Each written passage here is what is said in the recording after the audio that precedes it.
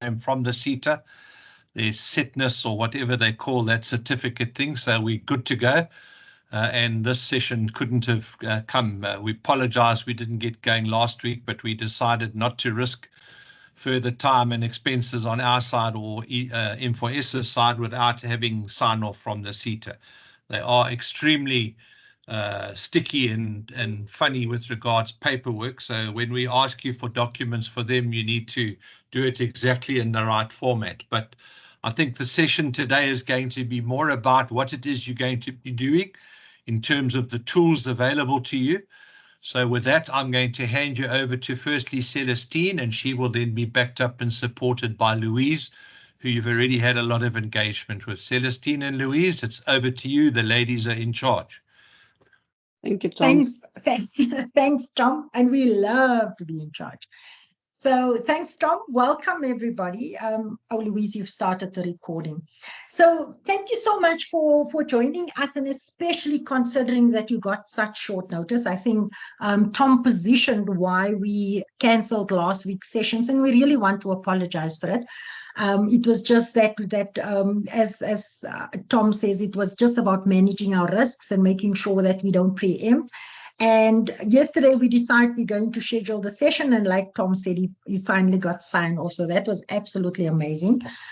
So in terms of what we are going to discuss today, as Tom mentioned, I'm going to introduce you to the technology. I think it's just important that we incorporate you into our existing programs and how we're managing it. And I'll also show you just how the technology will help you to keep track of your development. I think for our candidates that's planning to submit in the next 3 months or so, the one app that you are going to benefit from is the NowKili app, because you will be able to communicate directly, not just with your peers in this group, but you will also have access to other candidates in the built environment that's also working towards their registration.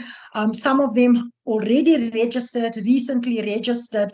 So if you communicate under our registration matters theme, you will be able to get access and assistance from people that just recently registered. So in terms of the agenda, the first thing that we want to start off with is just talking about our onboarding processes. As Tom mentioned, between him and Louise, they have been addressing people to get some information. And the reason why that has happened, we needed to close a couple of gaps with the EWCETA, which as Tom mentioned, has now been closed. So that was quite important. I also just want to engage with you on the NowKili app. Louise, I'm not sure if you have a URL that you can just plonk in the chat box for us. That will just assist you with the registration on the app. When you do input your information, when you click on the URL, you can either do it on your phone or you can do it on your PC. It will take you to the web portal where you can register. And you use the email address that we have for you. So if you've used your private email or you use your work email, that is the email that you've got to use in order to register. Once you register and you add your email address, you will get an OTP, and that OTP will be sent to your phone. You then add the OTP and you will automatically have access to the app. And I will take you through a demonstration of the app in a few minutes. I'll demonstrate both the NowKili app, and I'll also demonstrate the CHQ for you so that you see the difference in the two technology platforms and how you're going to utilize both of them. Our NowKili app is more a social learning platform, where the CHQ app is an app where you monitor, input your progress towards your professional registration. So that is more your candidacy support technology, and well, the other one is more your social learning platform, and I'll explain that a little. I know some of you have registered on Woodby and might already be active on the app. I just want to say a couple of things with regard to that I want you guys to be aware of. when you click on the URL, if you're utilizing your phone and you have a Samsung Android operated phone, please make sure that you copy the URL and you put it into your Google browser. Do not try to open it with your Samsung browser, because otherwise it's going to keep on giving you error messages and you're going to get completely frustrated. I know with Apple, there was a similar problem, but that problem has since been sorted out. So if you click on the URL, I even found there were some candidates that had an old version of Edge. So when they tried to open the URL on their Edge browser, it actually didn't go through. It's only on the latest version of the Edge browser, or just for safety's sake, make sure that you open it with your Google browser. So that's the one thing that I want to mention. Then I'll demonstrate the app now. I just want to talk to the rest of the agenda. What I am going to do a quick demonstration of the Naukili app, and then also the CHQ Candidacy Platform. Together with the CHQ Candidacy Platform, I just want to explain the whole process of C-mapping, or what we call your candidacy mentor action planning. I also want to illustrate how you can do your career experience audits. For those of you that are mature candidates that have to write TEOs, it would be very much beneficial for you if you complete your career experience audit, because it's also then going to help you to demarcate how you are going to write your TEOs, and I'll explain that in a minute. Then you can also utilize the CHQ to do a learning gap analysis. In terms of looking at your 11 outcomes, do your evaluation in terms of where are you currently operating in terms of your degree of responsibility. A, are you already on degree of responsibility? E, because that's going to help you to identify whether there's any gaps that you need to close before registration. And we're talking specifically to those candidates that are not going to submit registration in the next 4 months, but more those of you that's going to be with us for a longer period of time. So I'm just going to stop my presentation right there so that I can go into the demonstrations. And I am going to start with the Naukili app. So what I am going to do is go on.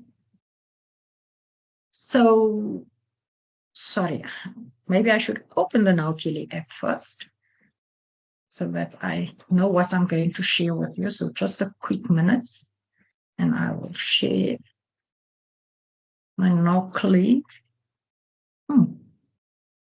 That is where. Oh, here we go. So just in terms of when you do the Naukili app, sorry about that. I just have multiple groups in which I operate in. What we have done, because you still form part of Women in the Built Environment, you will automatically be directed to the Women in the Built Environment group, even though you are a specialized group that's operates just in the water sector. But I think it is quite important that you also understand where you would fit into. So I'm just quickly going to show you what the platform look like. Remember, we're talking about a social learning environment. In other words, this app can be utilized for you to either access information, or you can use it to share information. You also will have an opportunity to add any insights that you might have. Let's say you are working on site and there's an interesting health and safety issue that you think a lot of the other ladies that are with you on the platform can learn something from that. You could take a little video, you could take a picture, you can add it onto Naukili as an insight, because that has been a personal aha moment for you, right? Another thing that I quickly want to show you, that when you download the URL and you download the app, you've now added your OTP, etc. The first thing that you can do in your menu button, so you've got your little hamburger menu, you click on the hamburger menu and you'll see that there is an area where you can install your app. You can then just click on it and it will automatically install your app either on your phone, or it will install it onto your desktop. You can open it onto your desktop. right? So that the app is actually downloaded, and every time you want to access, otherwise you'll continuously have to go through the web portal to access. If you go onto Celestine, yes, sorry, there are questions popping up in the chat. I don't know if Louise is going to manage or monitor those, and if it's questions you can answer while you are presenting. Louise, how do you want to handle them? Let me just check if it's questions that's directly related to what I'm busy with. I would prefer to just answer it as I go along. Thanks, Tom. Don't opt out. So the first question is from Mobile. She says, I'm struggling to register using the link. My email is not in the system. I'm not sure, Mobile, if you want to explain what is happening so Celestine can help you. Hello, everyone. I used the link to get on the web page of now.culi, and then I tried entering my email address where it says enter your registered KMI program email address. So that's what I'm struggling with. And Nobile, are you actually registering the email that you've shared with us? Yes, I am. Okay, all right. Celestine, I will check quickly, and then yeah, I'll just drop it in the chat to see if the email and everything is correct. And then we can chat. I had a problem this morning with Elisma, but I've sorted her. But it's not a problem. I'll quickly check. Okay, and then the next one is from Veronique. Veronique is saying the same thing. Eh? Okay. Then I also just want to add, somebody asked, oh, Louise did mention that if you are already registered with Woodbee, then you don't have to register again. So also be aware that if you are already registered, you don't have to go through the exact same process. And Mobile and Veronique and Kululeko, we will quickly follow up. So if any of you have the same challenge, just pop it into the chat box. Louise will see to that. Louise, what I also think, thanks, Tom, for making me aware of the questions. Louise, if there's any questions that come up that's related to my presentation, then you just stop me and I'll deal with it. Okay? Yeah, I will sort them out in the chat box, or tell them to email me afterwards just with a screenshot if I can not get it sorted so that I can forward it to the DevOps team.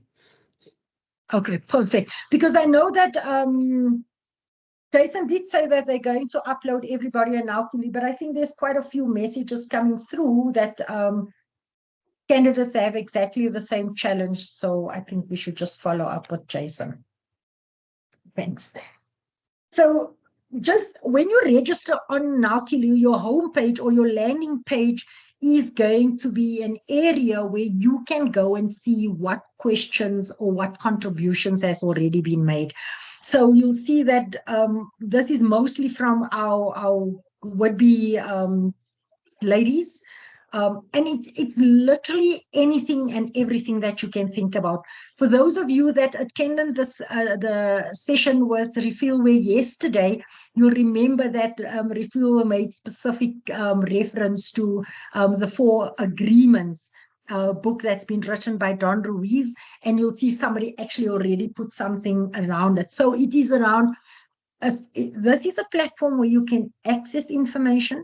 So let's say you are struggling with a specific registration issue, and you need insight or you need somebody to help you. You can come onto the Now.culi app.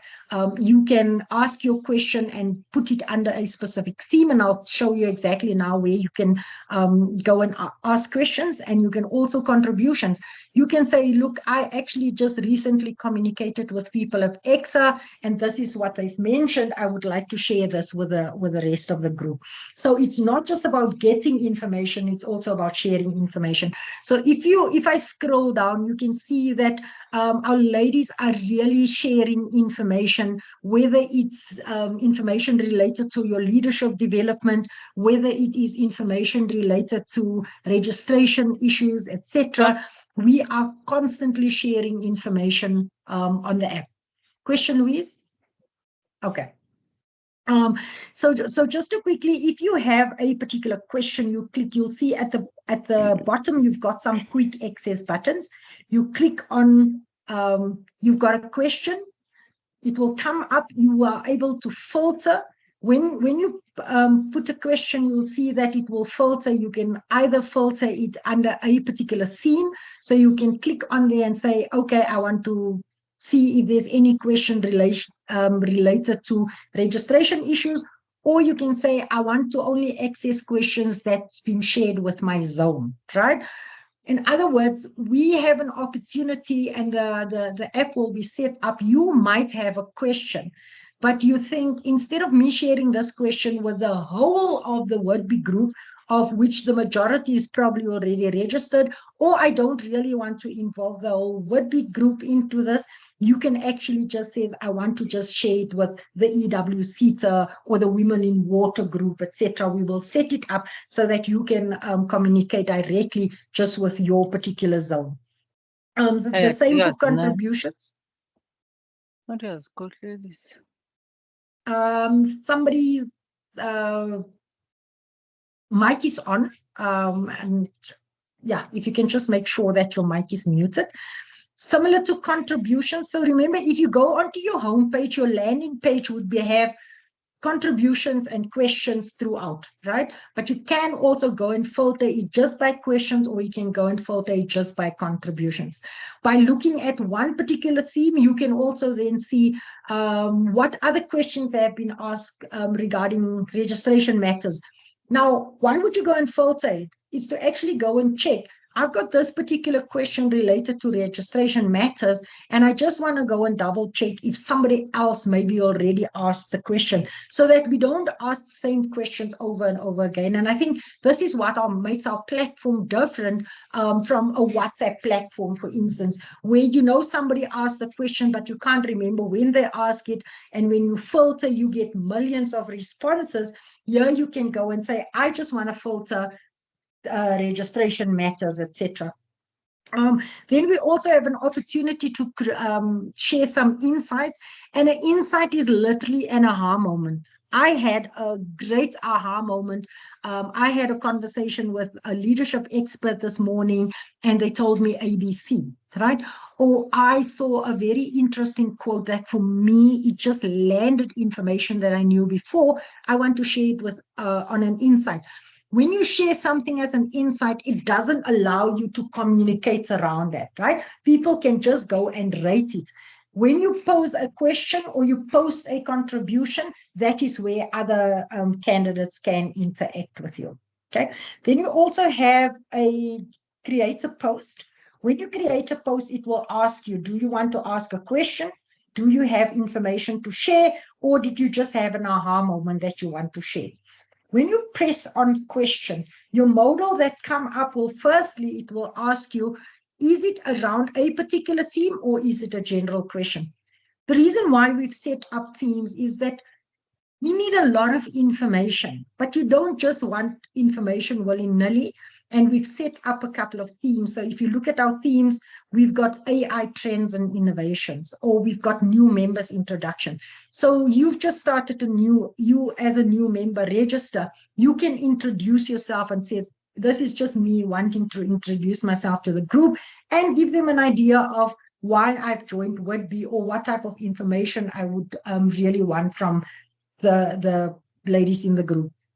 There's open discussions, networking, but what we specifically put in here is registration support. So I have questions around registration support, and my question is around writing what format would be best for my engineering report, or how many TERs is enough for my final submission. So I ask questions that's directly related to my candidacy journey and what it is that I need to find out, or what needs I have in relation to my registration journey. It can also be a question about well-being and wellness. I feel completely burnt out. It is April, guys. I'm already feeling like I've worked 2 years in this 4 months, right? I'm feeling burned out, and say, ladies, I'm actually in a situation where I feel my year is done. How do I re-energize myself? What do you guys do to re-energize yourself? So that's the kind of questions that we would get information on. Another thing that I can also do, I can create a post and say, actually, I've got information. In this instance, I don't just want to get information from people. I also have information to share. And my information that I want to share is around psycho-emotional support, or it's about unfair practices in the workplace, etc. So everything that we contribute is theme related, so that when people want to go and look at, you know what, I need psycho-emotional support, let me go and filter everything that has been loaded around psycho-emotional support, you can then filter. Another thing that you can also do when you post a contribution or ask a question, you have got a choice in terms of saying, guys, this is actually quite an urgent question. I need a response. I need to submit in 3 months. And if I don't get an answer on this question right now, you know, it's going to derail me from my candidacy journey. You can go and put, and when you have add a contribution or a question as urgent, you are the only one that can go and take the urgency off. In other words, you ask a question, very urgent, people respond, there's 10 responses, but nobody is really answering your question, or you're still not getting the information that you require. You leave it on up until somebody actually respond to you. And let's say the 11th person respond and they say to you, give you the answer that you're expecting, you can then take the urgency off. Up until you go and take the urgency off, every single one of us that's going into Naukili will see there's an urgent question and we can go and respond. Okay. I think this is the majority of what I want to just demonstrate around Naukili. What I do want to say to you is probably by next week or the week after, we will actually do a session where we are going to train you on the platform. We just wanted you to already have an idea of how this contributes to social learning in your candidacy journey. If there's any questions, please feel free to just gooi it in the chat box, or if you're saying, CJ, actually, I want to ask you this question, you're welcome to stop me and I will respond to it. I'm going to stop sharing here, and then I'm going to go into my... Celestine, before you do that, just go back to the home screen. Okay, let me quickly go back. Sorry, Tom. Neiman, where are you? There you are. I'm working on my second screen and did I not? Oh no, I didn't close it. Okay, there we go. My home screen. Just go back to home. And I think just for the benefit of the ladies, just explain the number 1 to 7 at the top, because obviously you didn't mention explain. Thanks. Yeah, the interactive nature of the app. Yeah. So what we've done, we've actually designed some gamification into the process, right? And how it works is that we've got a rating system in place. Your rating system is, for instance, if you look at Sean's question that she's asked, yeah. Now we can. So this is what Sean has posted yesterday, right? And this was as soon as we've gone through Refilwe's presentation. Okay. Now Sean put a post. We can now go and view the conversation. And once we view the conversation, we actually say that, you know, this question that Sean asked is actually something that is very valuable to me. Now, when you go and rate it, I think it's quite important that you understand that your rating should be based on the value that you're getting. Here's the interesting thing. Sean's comment, Sean's question might be, it's for me, this is something that I've been struggling with. So I'm going to rate it and I'm going to rate Sean a 5. Okay. You might have already dealt with something and you think, it's an interesting question, but I would rate this a 3 because I'm not going to get any value. I think that's a very important aspect, that when you rate questions, you rate it, or questions or contributions or even insights, you rate it based on the value that you're getting from it. And I'm going to explain to you a little bit now how the scoring system works. Now, I can say, okay, Sean, I've actually dealt with something like this before, and I want to give you my particular response. Now, the minute I respond to Sean, Sean can go and she can rate my response. And she says, you know what, CJ, you actually hit the nail on the head. This is the information that I was looking for. So I'm going to rate your response to my question in a certain way. When we rate each other's contributions or questions, etc., and that's where the gamification comes in. So let me just go back to the home screen. So what you will find when you go in, you will see that, let me rather just tackle. It will say to me, I'm currently at level 1, and I require 560 points before I get to level 2, right? That shows me where I am. Now, if you go to your menu and you go look at your collaboration and scoring, if you open that, it will, no, not collaboration and scoring like that. Sorry, guys, it's your knowledge quest. Sorry. If you go into the knowledge quest, you're going to see there's an explanation on how do you score points based on how you rate or how an individual rates you, right? There's certain areas, for instance, I'm the knowledge champion on leadership development, right? Now, on leadership, if somebody puts an amazing post around leadership that I felt this is just the bee's knees, right? I can go and give an executive rating. When I give an executive rating, that's the highest level of points. But here's the interesting thing.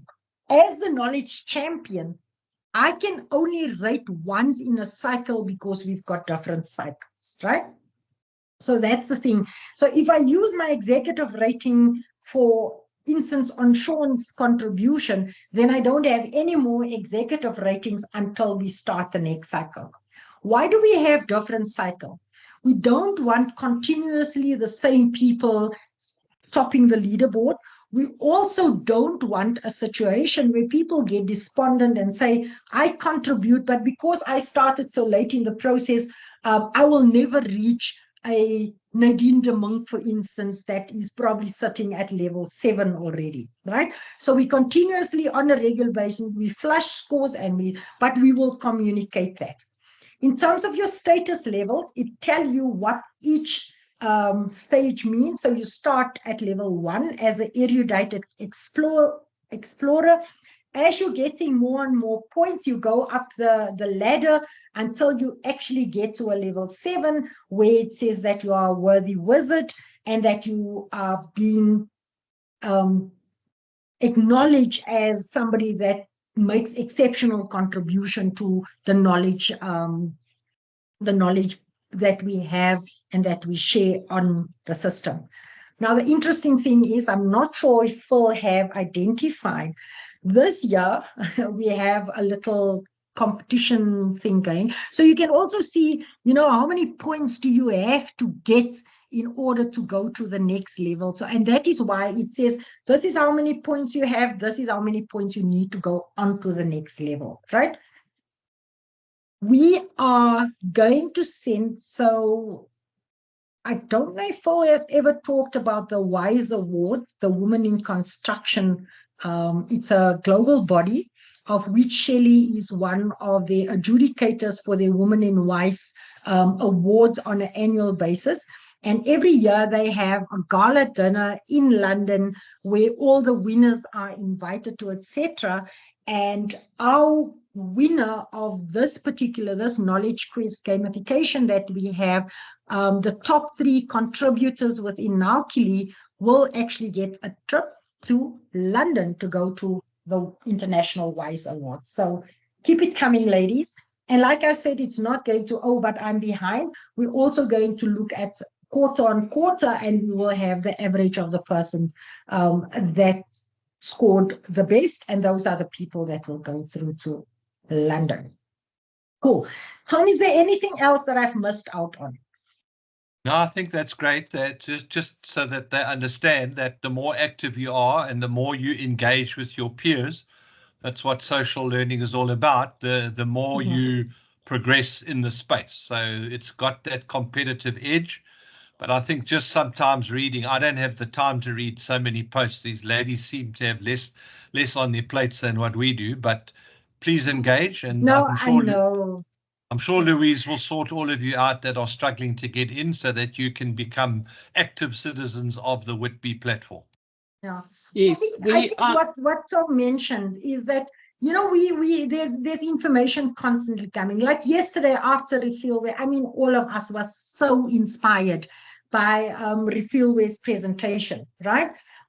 So what we do is immediately after that, you'll have a flurry of activity. And then over the next couple of days, you will see there's more and more people that contribute.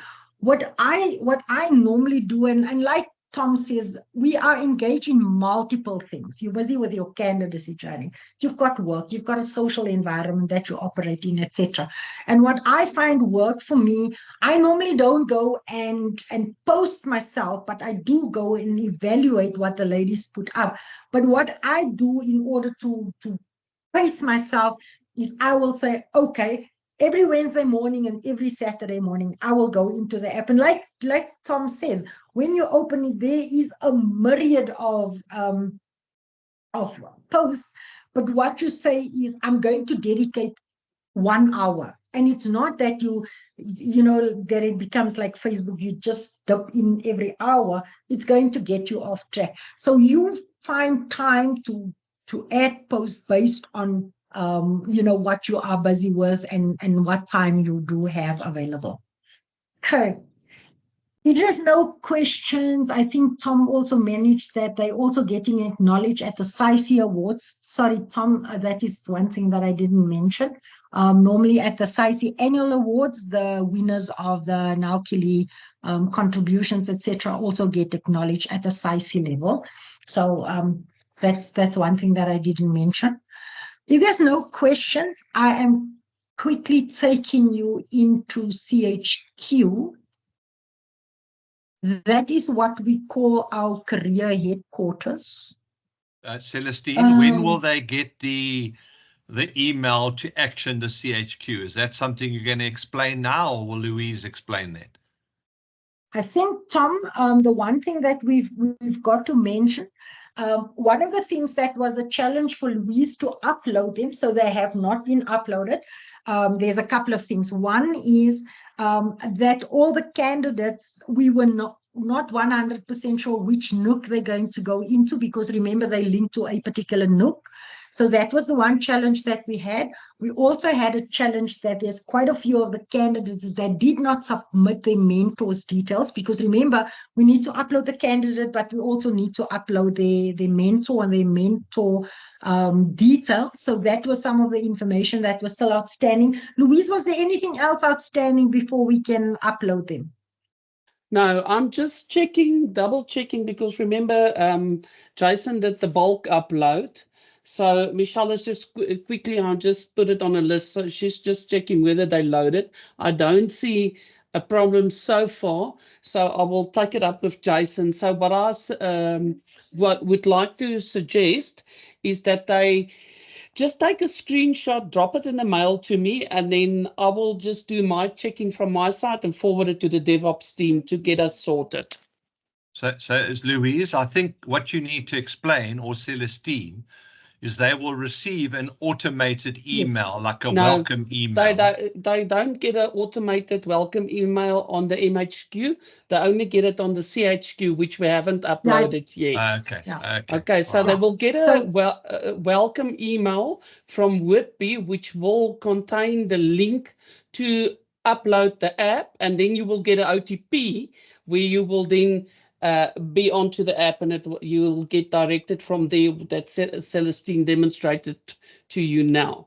So from the MHQ, you will be getting an email coming from me with the Naukili link, but I also dropped that link into the chat box.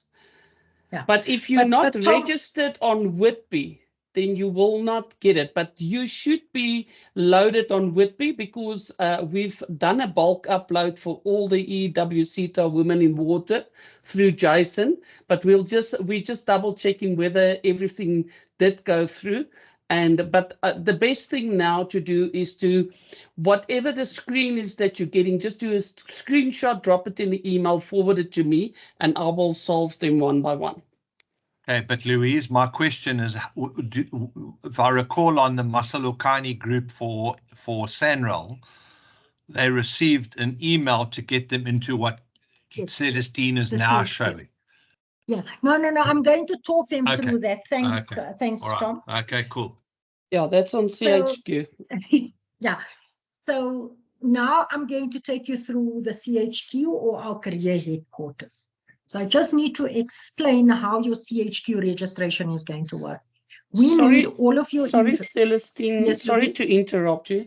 Sorry to be that rude. Just so that they know, the CHQ, they haven't been loaded on that as yet because we don't have all the information as yet. We're still waiting for them to tell us what is their planned registration. We've got people with that information outstanding so that we know in which group you're going to be put. Are you going to be a Manzi 1, 2, 3, or 4? Yeah. Once we've got everybody's info, then we can upload you on CHQ. So we're not going to do it one by one. We're going to do a bulk upload. So please, can everybody just send me that outstanding information so that we can get you loaded on the CHQ? Thanks. Sorry, Celestine. No, thanks, Louise. You just took all the words out of my mouth that I wanted to kick off with, but thank you so much. As Louise mentioned, I think the one thing that what Tom was asking about the email that you're going to get, that email you will only get once Louise has uploaded. And I think as she put it, we only do bulk uploads. In other words, we need all of your information. We need information regarding when you're going to register, because that will then automatically put you in the same nook. You will also have to share information about your mentor, because your mentor also needs to be uploaded. When we do the training, we're going to demonstrate to you what the mentors platform will look like.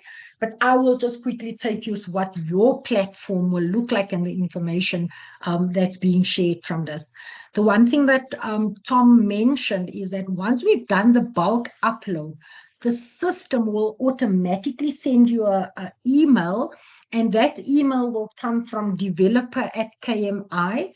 When you get that email from developer@KMI, it will give you information regarding your username, and it will give you a generated code password, and that is the password and username that you're going to utilize to register onto CHQ.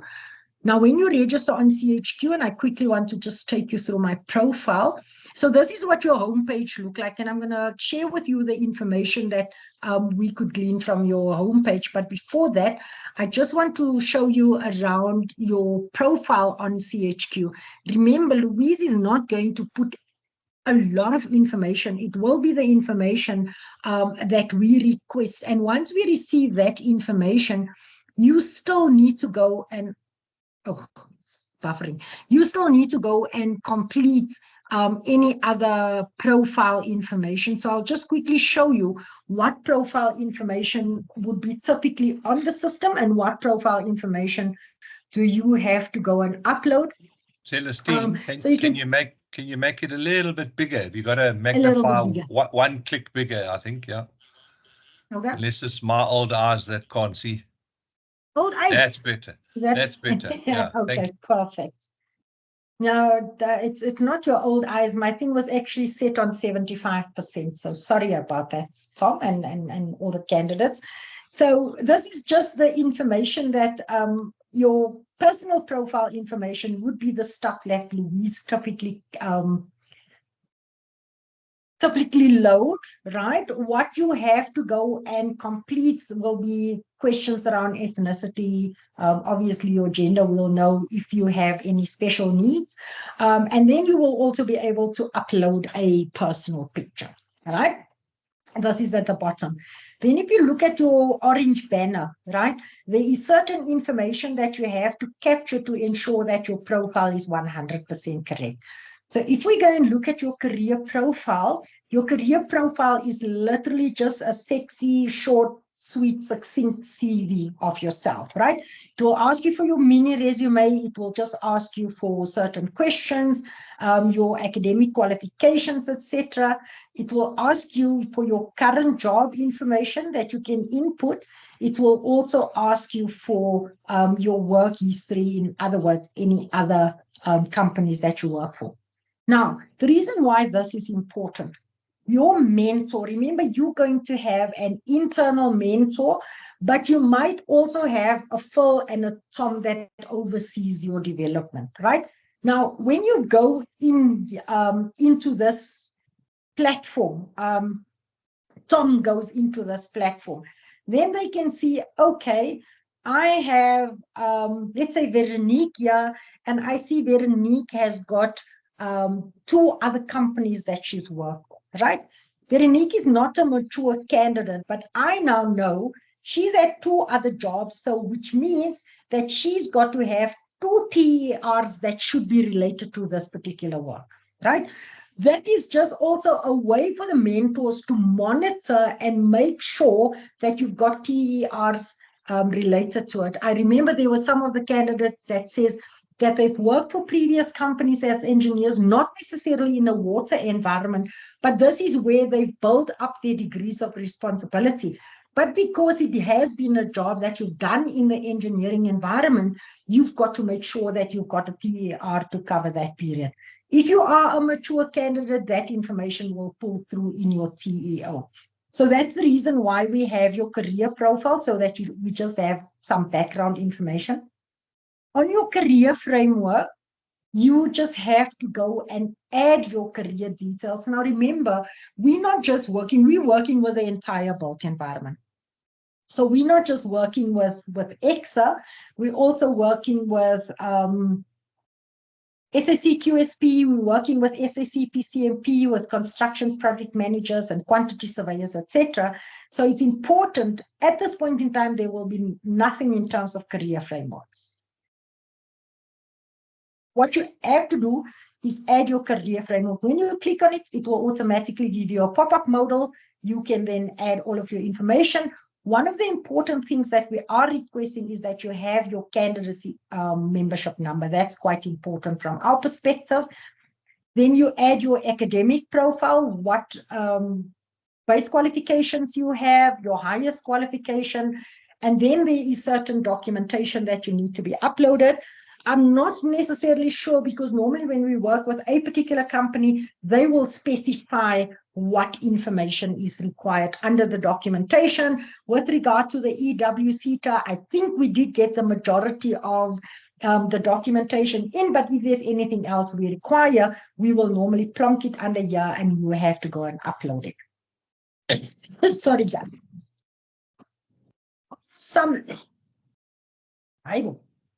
On your summary screen, it will just give you a summary of everything that you have already added into the profile. I'm just quickly going to take you through the home page. I think that is about the be all and end all of what I want to discuss with you today. As I mentioned, we will set up a training session where we actually going to show you how you can upload your information. What you'll see is that it says right at the top, it says Masile Lukane, my personal career management dashboard.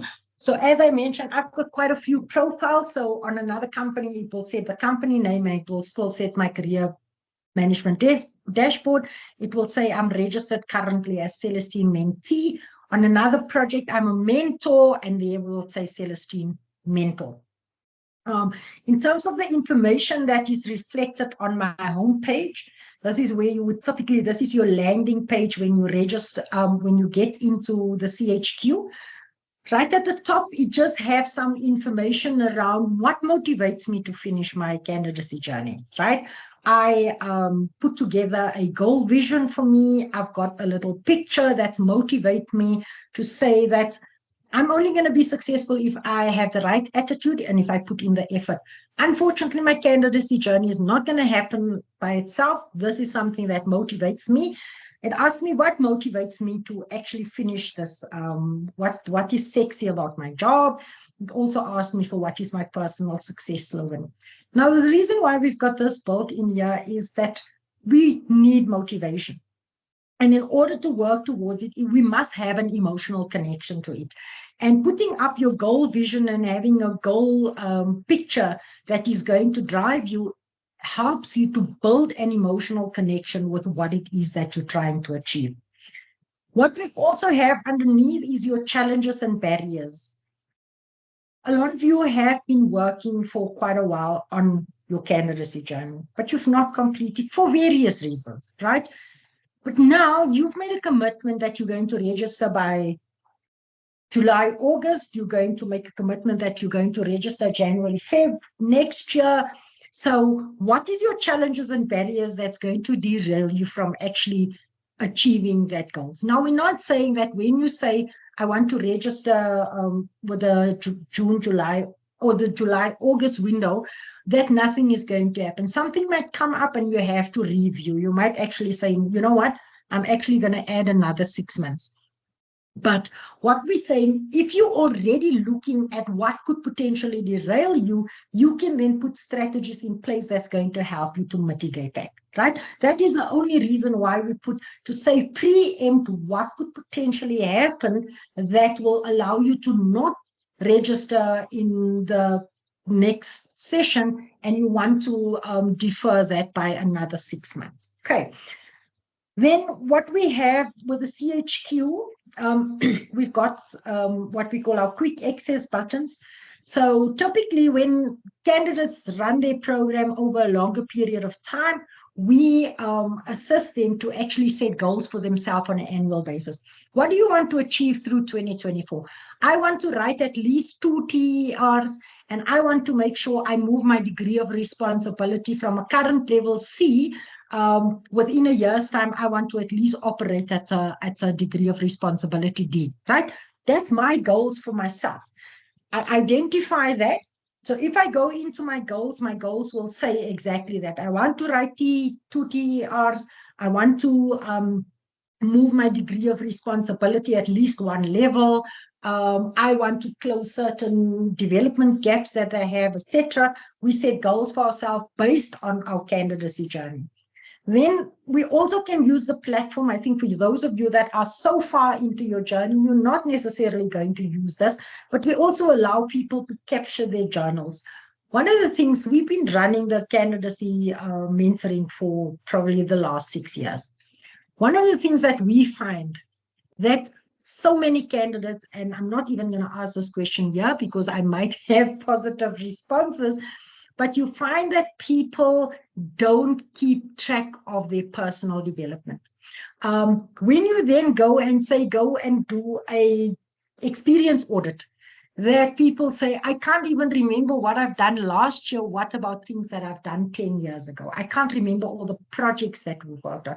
So our journaling function is actually taking young candidates when they start their journey, and we say, this is an area where you can go keep track of all the projects that you're working on. You can keep track on how you've increased your degree of responsibility. You can keep track of interesting learning that you know is going to be beneficial when you write your TER, when you write your engineering report. You will have little summaries of your projects, of your personal learning, etc.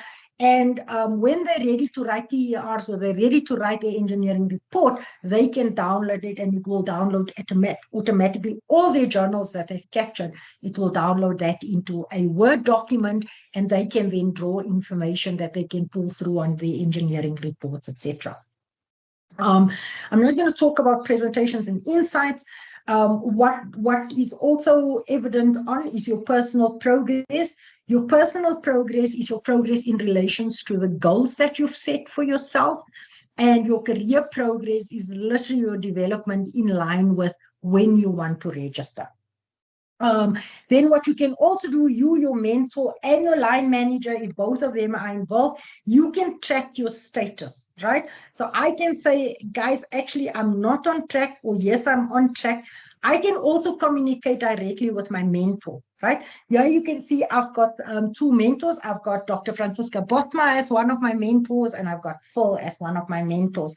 So I can see I have access to some of their information, not a lot of their information. I also have a knowledge repository. If you go into common documents, for instance, you'll see that what we've uploaded all the statutory and regulatory policies and procedures. You can go and download the files, or you can view what folders is in there. We've got our EXA policy on registration. We've got our RO2 document that outlined the competency standards, and that's got literally all the information related to the registration process. I've got my specific guide in terms of civil engineering. So I also have my discipline-specific guides, etc. And this is where you can go and download information that you need access to in order to complete your TERs, etc. What we also have, Louise, I just want to check. It's not necessarily on this, but what we also have, we've taken the actual EXA document and we've split it. So you will just have TER templates that you can download, and you can do your different TERs. As you know, that in the document, you only have one TER template, and you've got your engineering report template and information that you need to complete. We've actually taken that out, and we can upload that as individual documents so that you just have one document that you are going to complete. So that's just quickly what I wanted to say about our knowledge repository and the information that you require. Let me go back to my homepage. The rest of the things I'm not going to go into detail, but what you also have on this platform that you can directly communicate, what we call through conversation notes. This is typical conversation notes that's just between you and your mentor, right? And that can be conversation notes around your actual progress on your goal achievement, or you can have conversation notes around your personal career progress and your candidacy journey. Then another thing that I quickly want to show you is what we call our communicator. This is also another area where you can communicate. Let's say you have a quick question. You've got your own mentor, and your mentor is assisting you. Now remember, when your mentor is uploaded, your mentor's name will also be on there. But let's say you go to Phil and you say, you know what, Phil, I've actually completed my engineering report. My mentor has had a look at it, but I would also like you to squiz through it. You can then click on Phil's name, and you can communicate directly with Phil on the communicator. You can also add, let's say it's your engineering report. You can add your engineering report and say, Phil, I would really like for you to review this, right? That is communicating directly with Phil. However, you can also go and say, actually, I want to communicate with a particular team. Now, remember, you guys are not yet registered on, but once you're registered, you will be loaded as a team as the EWCTA group, but you will also be further split into Amanzi Nook 1, Amanzi Nook 2. So let's say I want to communicate. Remember, I'm part of Amanzi Nook 1 because I want to register in the July-August, during the July-August window. I can then go directly and I say to Amanzi 1, and I can say, hi guys, I'm just checking in with you. How far are you in terms of your development? Have you started with your engineering report? Have you completed this? I kind of feel that I'm a little bit behind. I just want to double check with you. So you have individual teams that you can communicate with. You can also communicate with the whole entire Marcelo Lucani group.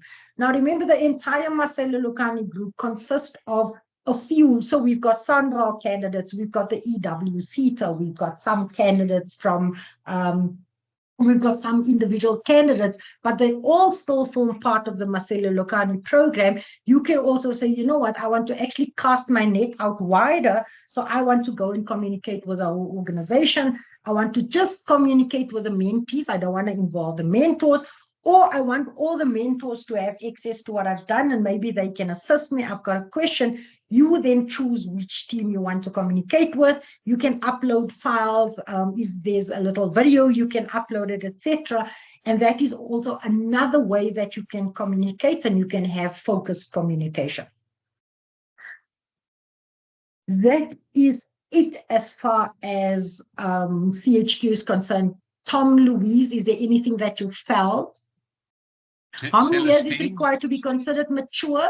I think mature candidates is more than 10 years, hey, Tom? 10 years and more. Well, that's where you consider mature, the mature in the word mature, but registration-wise, it's 5 years or more. Oh, 5 years or more. Yeah. Okay. Okay, Estelle, that answers your question. If there's any other questions, when will we expose them to the career analysis and the outcomes gap analysis? Is that going to happen in a later session with the group, or? So, thank you, Tom. Let me quickly go back. So we're not going to show them exactly how to. Now I've got to go and register. Sorry about that. So what we also want to show you, so Phil, Tom, we are going to do in the group, we are going to train them on how to access CHQ once they are registered. But Tom asked a very important question. I want to talk about the career experience. I spoke a little bit about the CMAP in terms of setting up your goals, but I also just quickly want to show you what the career experience audit and the learning gap analysis is looking like on there. So if you go under my progress, you don't know, yeah, it says my progress, okay? Your landing page when you go under my progress is what we call a career position audit. Now, the reason I said to you earlier, when you complete this career position or experience audit, it will actually help you so that you can also demarcate how are you going to write your TEOs, especially when you've got more than 10 years and you've got to complete TEOs and you've got to complete TERs, etc. So what it allows, this career position audit, it actually allows you to capture all of your information from day one that you started working after you've achieved your base qualification.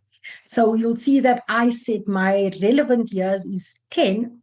And what it will then literally do, it will allow you to go and capture information for the last 10 years. Okay, so you can go and you can then add, let me just take you to the headings quickly. The heading says my project in place, where I've implemented the project, who was the key persons involved. Now, remember the reason why we say add the key persons involved. When you write a TER, you have to put an organogram for that particular project. You've got to identify 2 levels above, and you've got to identify 2 levels below.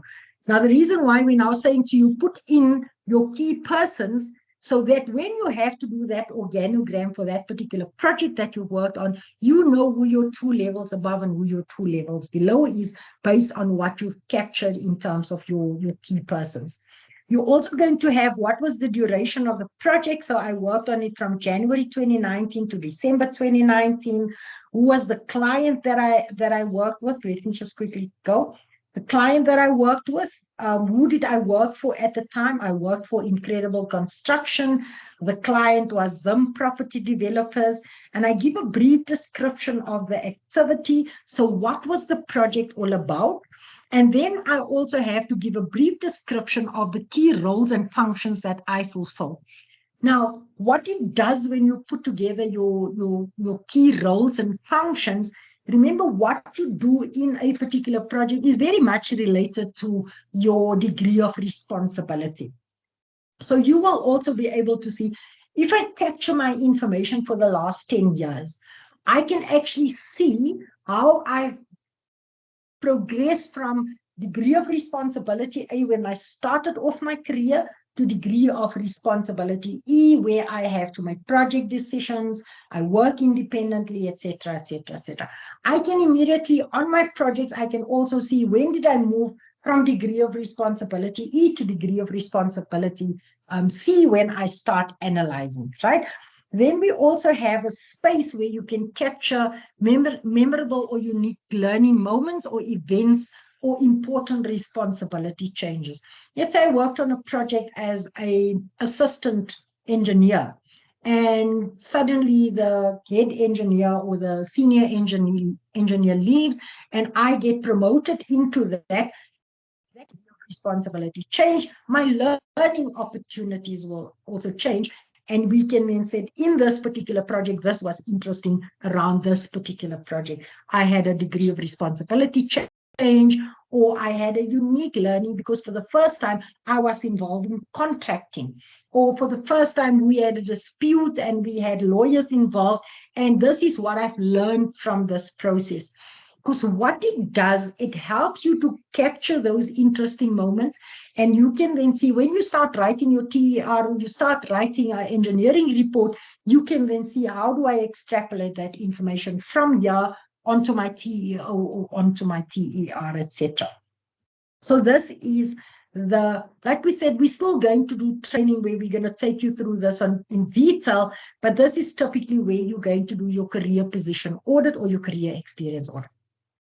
Right below that, we have what we call a learning gap analysis. So once again, like I said, depending on who you registered with, if you register with SSC QSP or SSC PCMP, your framework here will be different. But let's say I'm registering as an EXA technologist.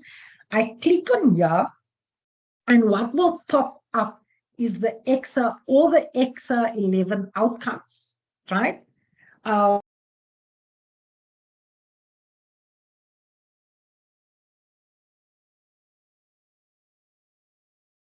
We lost you, Celestine, or you pausing? Louise, can you hear Celestine? No, I can't hear either. Celestine?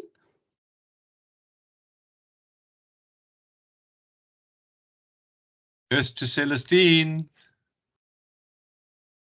I don't know what went wrong now. She's not muted, eh? Just check her. Okay, let me just check there. No, she's not muted. Celestine, all of a sudden your voice is gone. Let me just, I'm just going to mute. I'm just going to phone on what. Okay, thank you. So while we're waiting for Celestine to come back, so this helps you to be able to make sure that you are tracking. If Celestine scrolled to the right, it allows you to take your previous career gap analysis, where you've looked at every year must be accounted for. EXA does not allow gaps in time, and if there is a gap because maybe you took accouchement leave, maternity leave, or you went overseas, or you went back to study, you need to account for any gaps in your career. Then what we suggest you do is, when you've completed the career gap analysis, you then look to see where did you go from level A to level E per outcome. And what this document does is it helps you to see what is the subset of each. So category A is outcome 1 to 3. It gives you the competency indicators, and those will change if you are doing a PRNG application, as many of you are. Then you'll know you have to show that you are competent to solve complex engineering problems, to manage complex engineering projects. Everything relates to complex. Technologist, which is the one that Celestine is currently sharing, it would be broadly defined, and then there are a few of you doing technician, it will be well defined. And then we will give you this as a spreadsheet so that you can cut and paste to this back into the into CHQ. And on the spreadsheet, it'll allow you to go and indicate against each of the outcomes for which term of work were you being exposed at level A, were you observing or participating, or where you were taking full responsibility at level E. It gives you like a matrix so that you can work out when you write up your TERs or TEOs, you know, that I have covered all of my outcomes and that I've achieved the desired level of each outcome. Louise, I gather from the message that Celestine has got a problem. Yeah, she's got a problem with her Wi-Fi. She's trying to connect again. Okay. She'll come back just now. Okay, all right. Who's got the response schedule, the one where you are missing information that we wanted to wrap the session It's up? on the slides with Celestine. I'll send Okay, it to her. okay. All right, so let's just see if she can rejoin. Maybe while we are waiting, are there any questions so far for either Louise or myself on? I know it's a lot to absorb. It looks like rocket science, but it's not. I can assure you, if an old man like me can work my way through CHQ, then all you young whiz kids with all your stuff. Botumelo, please go ahead. Hi, Tom. I'm traveling. I hope that you can hear me.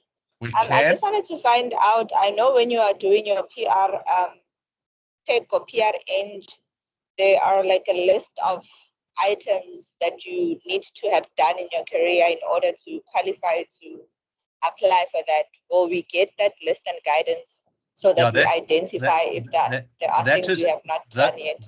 Those documents are all in the resources.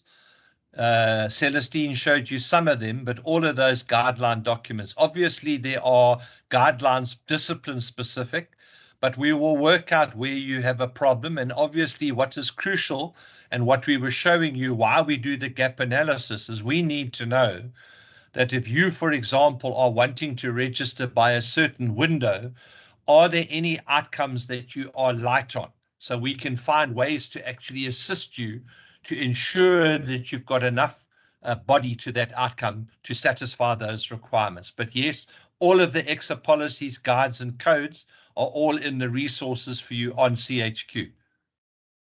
Unati, go ahead. Good afternoon. I'll just learn to ask with regards to the templates and the report, is it possible for you to share those with us via email so that in the meantime, while we're still waiting for the apps, we can be able to maybe start, because some of us haven't started, at least if we can have a structure and all that, it will really assist. And also the things that we will need.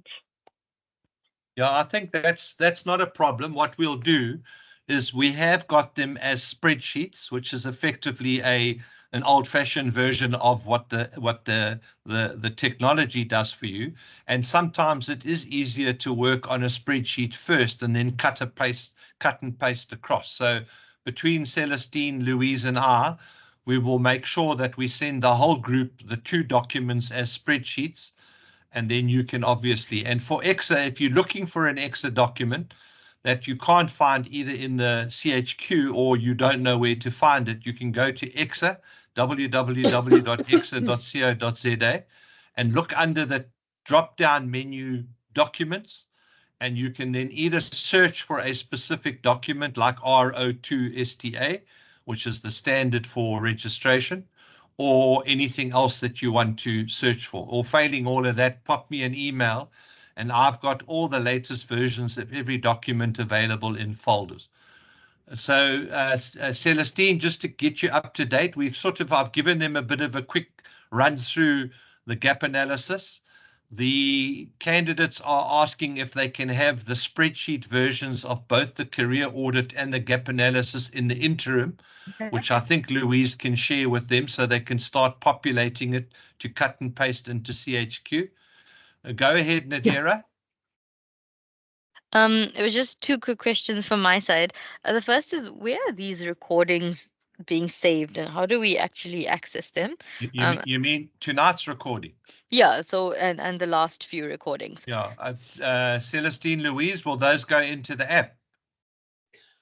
Well, the recordings, they've been downloaded, but because they will go onto the app, they haven't been uploaded onto the app yet, as they only joined the app now. And this is one thing we need to discuss. Can you show them where they would find them, Celestine? Yes, Celestine, you can show them the Whitby one from last night. It's already uploaded. And the contributions on Whitby. So Louise, are they on the app, right? Yeah, on MHQ, under contributions, you will see I've uploaded it there. But the ones for the sessions with EWCETA has not been uploaded because Phil couldn't decide whether we're going to do EWCETA separately.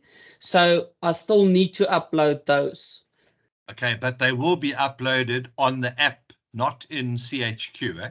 They will be uploaded on the app, and I suppose we will upload them on CHQ as well. You see, And- Tom, this is where the thing is, because now they're uploaded on Whitby. Yes. So they're going to get it on Whitby, but they're also going to be on CHQ. And now they're going to be combined sessions, so we'll have to upload them on both.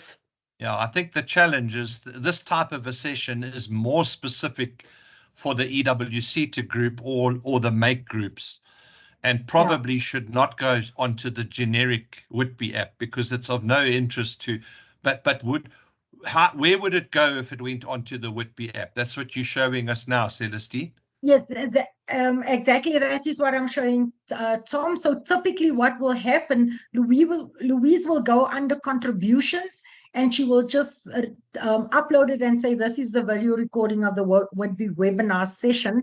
But Tom, I agree with you because this is very specific to Whitby. And these recordings that we're doing for these sessions are not necessarily for the whole of the Whitby consumption. I think we will have to just re-look at where we upload it, Louise. Okay, so if it went to CHQ, where would it go on CHQ? So I think Nadira's to, question is if she wants to see a recording because it's a lot of information, where does she go to find it? So for now, they aren't uploaded anywhere. Maybe offline, I must have a chat to Phil. I really don't see that these sessions, because we want this group to speak freely, to ask questions, to learn, to help each other independently from 800 people on the Whitby app. You know, that's not, I don't think that's going to help the ladies in this session with their particular journey. They can still go to Whitby and ask questions under the registration option in the themes. But I think that discussions and the recordings of the actual MAKE sessions should be restricted to MAKE participants. MAKE, by the way, is our abbreviation for Maselokane. Yeah, we had this discussion with Phil because I said to him, how are you going to differentiate between the Whitby and the EWCETA people? And he said, yeah, we'll bring in a field or whatever. But for now, at this point, it's not loaded as yet because we haven't got them on CHQ. And again, we have to create a space where we can do what is necessary for EWCETA separately from what is not applicable to the rest of MAKE. And that's also a discussion we're having. So we're going to upload it onto MAKE irrespective of the decision on Whitby. And if so, where would Nadira and anybody else, once they've got access to CHQ, where would they go to find session recordings? Under Communicator. That's where we will upload them for now. Okay. All right. So Nadira, you remember Celestine showed you that Communicator button where you can have either a group discussion with only your group, or you can have a more generic discussion, or you can have a conversation. It's like a WhatsApp on steroids. And it keeps the record. There's no 7-day. You don't have to set it'll be there in perpetuity for you to refer back to. Okay, that's perfect. Thanks. And then Nadira, what you will do is you go into Communicator, you go into Teams, and you just choose the EWCETA group, and everything will be under that particular group. So it won't be to the whole of Maselokane. Sorry, Louise? Yeah, we will just discuss with Phil how we're going to separate the groups, because remember they're in nooks. Okay. I think Louise, remember, if you're going to have a meeting just for the Nook, it will go under Nook. But if we have a generalized session like this, it should go under the EWCETA group as a whole. So we're going to have the EWCETA as a whole, but you will also have Nook 1 and 2, Nook 3, Nook 4. Yeah, but they're not set up like that. But we'll have the discussion with Phil. Let's not have it. Yeah, once they set up and we've decided where, then we can show them exactly where to go. Okay, can we go back to the update on where we are with our data from the ladies? Cool. Thanks, Tom. I'll just quickly go through it. I just want to put a disclaimer that I know that Louise have communicated with everybody what information is still outstanding, and as she got them, she started updating them, etc. So there might be people that have sent it, but it isn't part of the update. What we will do as soon as Louise do a final consolidation of what we have received, we will also send an update through to the ladies directly. So I just quickly want to take you through a couple of slides. So this is our mentors pairing matrix, right? That identify everybody that we've got on the program and whether they've got their own mentor available.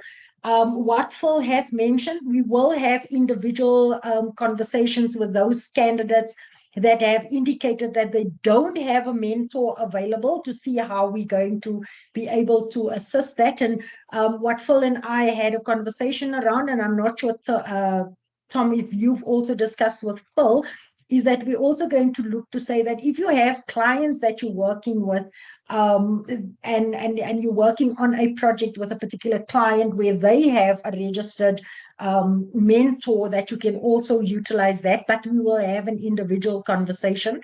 And there's also quite a few people that has not responded to us at all. So please, if you have not yet responded in terms of your mentors pairing, please, if you can share that with us.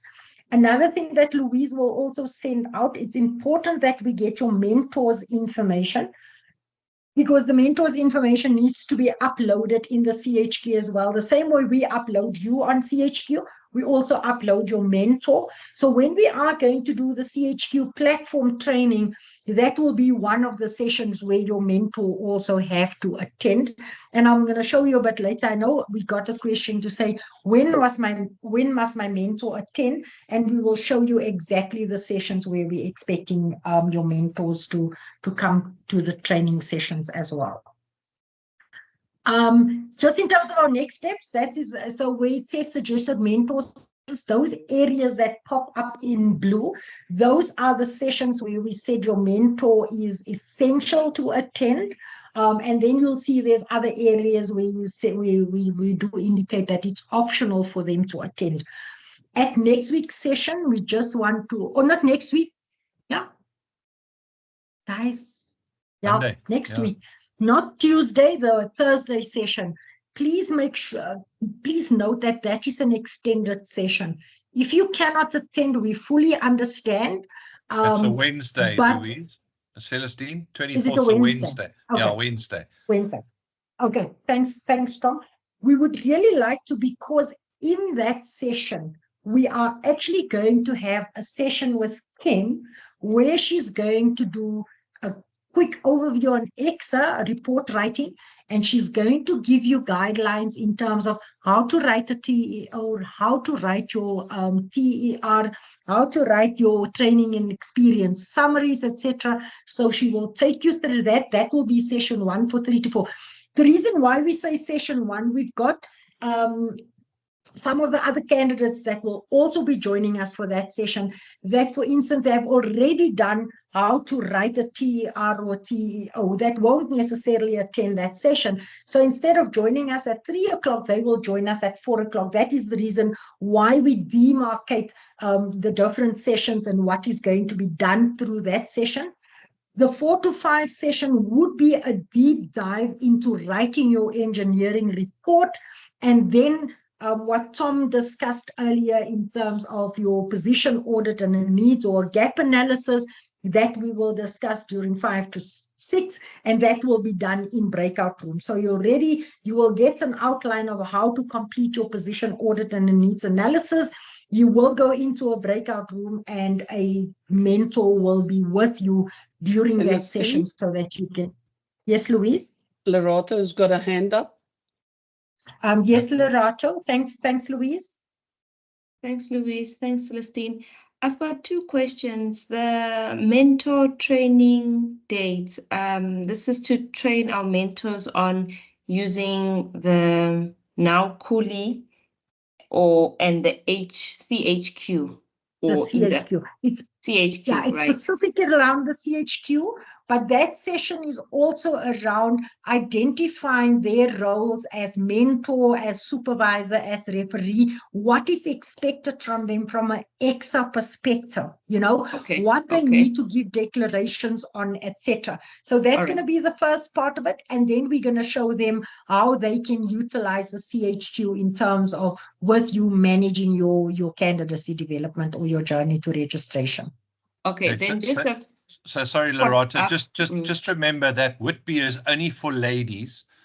So your mentors who are females are most welcome to join Whitby on Now Cooley, but it is a sheltered space for ladies only. So other than a few, Phil, myself, and one or two others of the leadership group, it is only women on Whitby, no men. All right, no, that's fine. Then just a follow up on that. For example, my mentor and maybe other mentors, I don't know, if my mentor has been a mentor for a long time, then it's not necessary and has gotten a few people through the EXA process, then it's not essential for them to attend because of time. I'm just thinking of time restrictions. I just want to understand how, if my mentor knows exactly what is his role and has done this a few times because he has assisted, I think, 3 or 4 people get through, then it's not essential. And then my second question is, when are we actually going to break into our teams or nooks so that we can actually show how far we've come, this is what we've written, review, like actually get the work done now? When do we get there? Okay. Good question. So if you Honestly. look at the timetable that we get there, that is typically what we've catered the 30th for, that you're actually going to, and you'll see that is for Amanzi Nook 1 and Nook 2 only, because those are the candidates that is the immediate priority in terms of wanting to register in the June, July, or the July, August window. So that is a session that we are going to run. But Phil mentioned, and let me just take you to so this is just the outline, but what Phil asked me to just talk to you about is that we are going to send out something where you actually have to give us an insight into where you are, right? Because what Phil is saying that if you want to register or you want to submit, we're going to then say, okay, let's use our cutoff date for the 10th of July. Remember, you've got until the 15th of August to submit all your documentation. So we're going to use our cutoff date for the 10th of July. So by the 10th of July, you must have everything in place, right? So yes, the 30th we've got dedicated for this, but we also need to understand what is your position currently. Have you started with your engineering report, right? Is it 100% complete? Is it in process? Is it still in evaluations, etc.? Has it been reviewed? Have you done your remedial work? If anything has been identified, has it been signed off by the supervisor? That is not just for your engineering report. It's for TEOs, it's for your training and experience report, etc. Because what that's going to allow us to say, Laura, to actually have a little bit more work to do than Nadira. Nadira has already done, let's say, TEOs have been completed. She's writing her final TER. The rest has all been signed off. Her priority is completing engineering report. She's just started with it, or she's done her first iteration, got feedback. She's now busy with remedial. She might be at a stage where she just wants a final review from our internal team, etc. So we need to fully understand, and I think that is what we also want to establish by the 30th, and what you guys need to start putting together for yourself is, what of these things do you already have in place and what is still outstanding, so that you can also for yourself evaluate what is my workload between now and the 10th of July. I'm not sure if I answered your question. Sorry, Celestine. Let's just go back to the first question of Lorato. So your mentor, The only benefit of the mentor attending, if they are experienced, is for them to see what the tool can do. So remember, they'll have had no experience with CHQ and all of the stuff that happens in CHQ. But obviously, we understand that they are generally quite busy people. And if these things are in what is effectively, engineers don't stop working generally at 4 o'clock until 7 o'clock. If they can't attend, then they will also have access to the recording on CHQ. And you may be able to just demonstrate to them when they log in as a mentor, they see something slightly different to you. But I think we can't make anybody attend something if they are not able to. So I would say an experienced mentor is less necessary to attend, but they will miss out on how CHQ operates. And then we are as anxious as you to get the program up and running so that we can get as many of you in, so we can replace you with another group of ladies waiting in the wings. We're targeting 40, but if we can get 60 registered by window 2, that would be a wonderful achievement for everybody. And the EWC will be very pleased. So rest assured, if we could do it quicker, we would do it quicker. That doesn't mean you must stop working. So yes, we will send you those spreadsheets to work on. If you are members of SASI, go onto SASI's website, go into the online portal. It's called the Courses on Demand, I think it's Courses, and you can watch various videos on tips on registration. It explains the process, it explains the procedure, and right now we're busy uploading the 11 outcomes. So you can have a private tuition on outcome 1, 7, or 8, or whatever you want to have on the SASI portal. Thanks, Celestine. Thanks. Just apologies. I don't want to make it a dialogue, but on your time, that spreadsheet that shows the dates, so we could work tentatively towards the 30th to have or have our documents sort of together to say, okay, this is what I have for submission for whoever's facilitating NUC 1 to 4 for review, or however the program will roll out, just for us to work towards something, because now it seems like I'm getting a little flustered with what am I working towards. Like, so I must know that from the 30th, just at least Lerato have your TEOs ready, so that someone can be able to review to say, okay, this is what's outstanding, or you need more of this or less of this. Is that what, can I work with that? Absolutely. All right, Absolutely, thanks. Lerato. Awesome. Boitumelo? Sorry, I just wanted to check something about the mentors. So I haven't received the signed agreement partnership thingy, but I sent the details already. So would they have received the email for Monday's meeting, the invite? Or will they only get the invite once they've signed the partnership agreement? Because I know one of them is on leave and is only coming back on Monday. I will send out that invite tomorrow. I haven't sent it out yet. Okay. Because I'm still uploading all the information that was sent, because most of the people started sending the information today. So as soon as I'm done with that tomorrow, I will send out where I've got the information. They will be invited to the session, but obviously if I haven't got the information, I can't invite them. So the sooner we get the outstanding information, the quicker we can get everything going. Thanks, Louise. Okay. Kruleko? So, I'm sorry, Boitumelo, are your question answered? Your happiness? Yes, thank you. Perfect, thanks. Kululeko? Thanks. So I just wanted to get clarity here on the mentorship. It was mentioned that the only ladies are allowed. So if I have a male mentor, then it means there's no need to attend. No, in Kululeko, only ladies are allowed in the Whitby app, the Now Cooley part. You can have any persuasion as your mentor, but they won't be able to get access to Whitby. Okay, no, that's clear. Thanks. And so just to try and summarize, so the Now Cooley, the NUC 1 and NUC 2, we are hoping will be the ladies who have either previously applied and been deferred or refused because they should have done the bulk of their work already, and it's just finding out what to do to ensure that you are successful on the second attempt. Or, and I'll pick on her because she knows me, like Nadira, who should have applied long ago but hasn't, who just needs to get her butt kicked so she can apply. You know, those will be in NUC 1 and NUC 2. And then obviously we will put as many in there.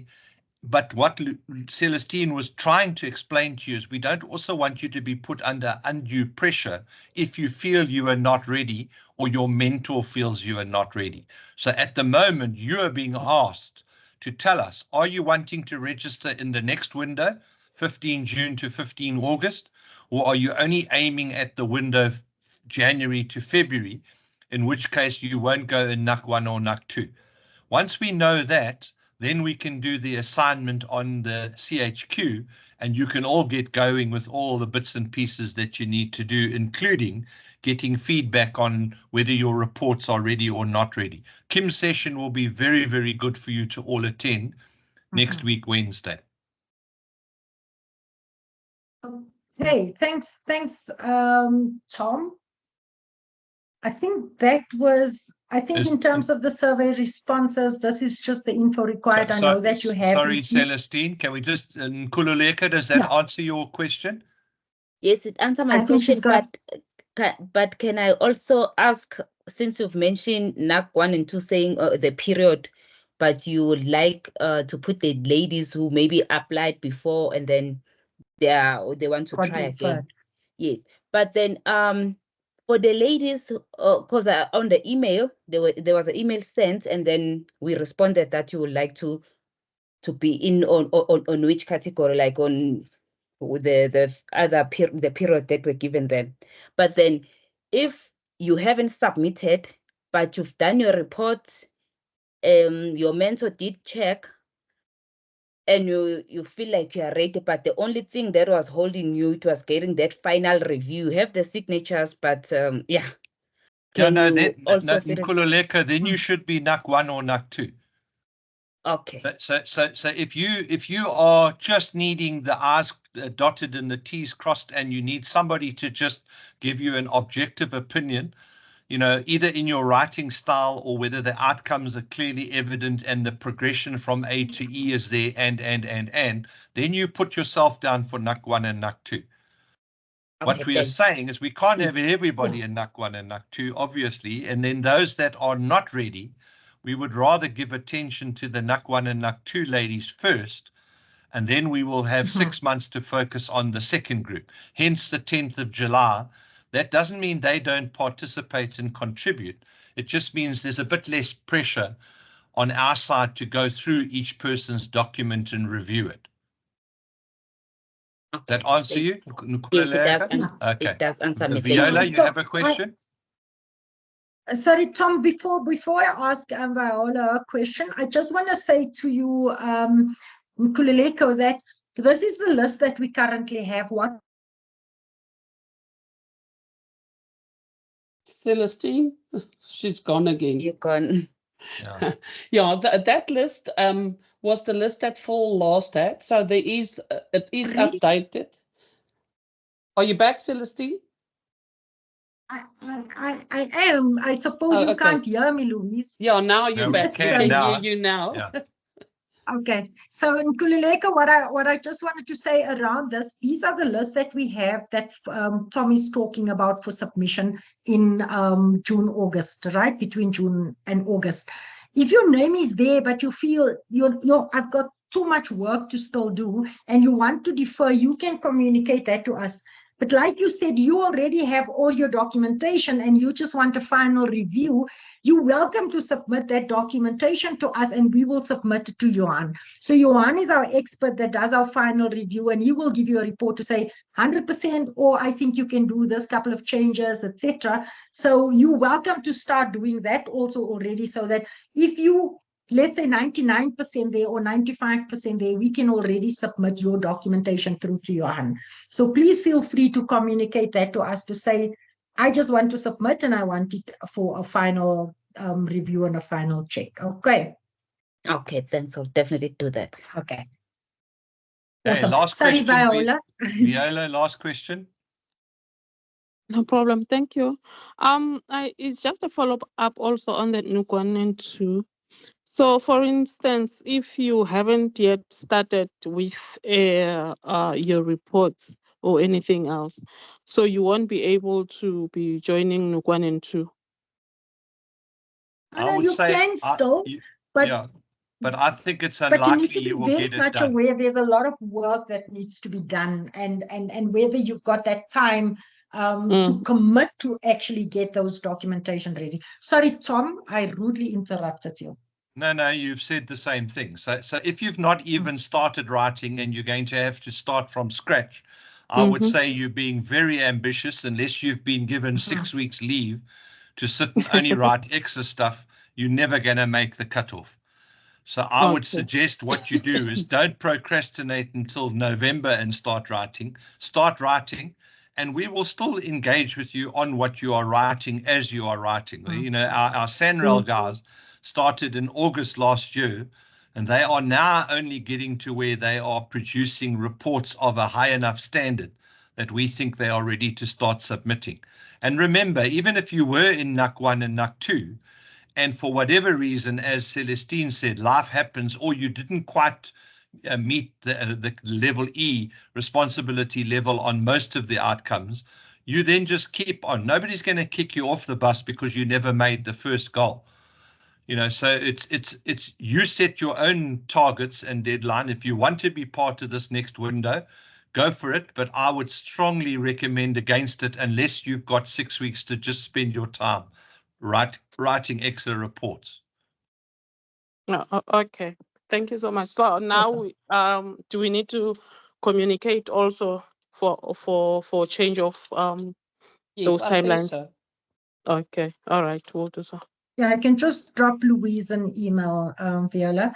Thank you. Okay.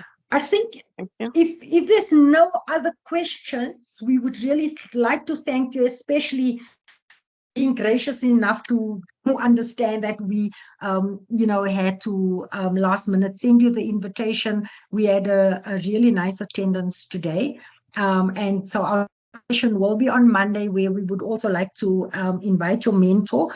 And I would like to say, Lerato, as to mention, they're not obligated to come. We understand that people are extremely busy. They will still have access to the recordings, or you can share information with them. If we all good, I think we've like 10 minutes over time. Thank you for being gracious enough to understand that we sometimes have to go over time. Thank you very much, guys, and have a good evening. Thanks, Tom. Thanks, Louise. Thanks everybody. Good night. We'll see you next week. Bye. Yeah. Bye, Celestine. What I wanted to say is that we'll invite the mentors to all the sessions, and they can attend if they want to, but we would like them, if they're able, to join the sessions where Phil has pointed it out. Okay, perfect. All right. Thanks, Thank Louise. you, everybody. Thanks. Thanks, Thank you. everybody. Bye. Thanks, bye. Bye. Bye.